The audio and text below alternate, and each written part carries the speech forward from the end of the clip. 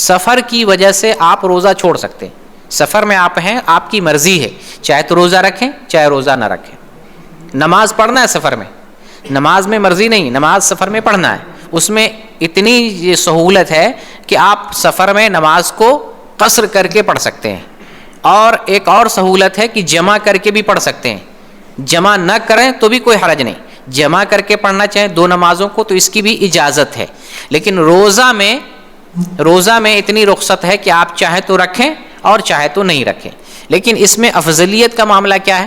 افضلیت کا معاملہ یہ ہے کہ سفر میں روزہ رکھنا آسان ہو تو روزہ رکھنا افضل ہے, اور اگر سفر میں روزہ رکھنے میں مشکل ہو تو روزہ چھوڑنا افضل ہے.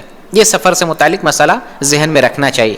روزہ اس لیے جو لوگ بھی گلف سے جو ہے اپنے ملک سفر کر رہے ہیں یا اپنے ملک سے سفر کر کے سعودی عرب, قطر, دبئی اور عمان وغیرہ آتے ہیں, سفر میں اگر روزہ رکھنا آپ کے لیے آسان ہو تو روزہ رکھیں, اور اگر رکھنے میں مشکل ہو تو چھوڑ سکتے ہیں, کوئی حرج کی بات نہیں. لیکن گلف سے متعلق ایک مسئلہ جو سفر کرتے ہیں گلف والے, ان سے ریلیٹڈ ایک اہم مسئلہ ذہن میں رکھنا چاہیے. وہ یہ ہے کہ اگر ایک آدمی سعودی عرب سے یا گلف کنٹری سے اپنے ملک جا رہا ہے, اپنا ملک جانے کی وجہ سے اگر روزہ کم ہو جائے یا زیادہ ہو جائے تو ذہن میں مسئلہ یہ ہے کہ یہ رہے کہ 29 سے کم نہیں ہونا چاہیے. 29 سے کم نہیں ہونا چاہیے. زیادہ ہو جائے, 30 ہو جائے, 31 ہو جائے, کوئی حرج نہیں, کیونکہ مسلمان کے لیے یہ اللہ تعالیٰ نے پابند بنایا ہے کہ تم جہاں بھی رہو وہاں کے لوگوں کے حساب سے عمل کرو. رمضان کے مہینے میں کہیں سفر کر رہے ہو, وہاں رمضان کا مہینہ ہے تو آپ کو روزہ رکھنا پڑے گا.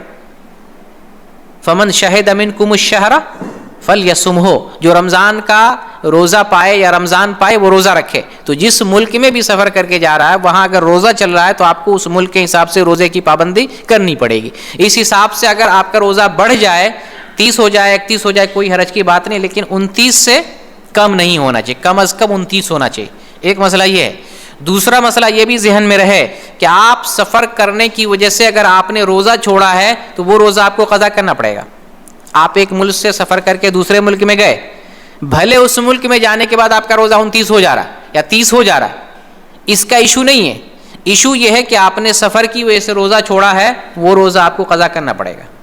یہ اصل مسئلہ ہے, یہ بھی ہمیں ذہن میں رکھنے کی ضرورت ہے.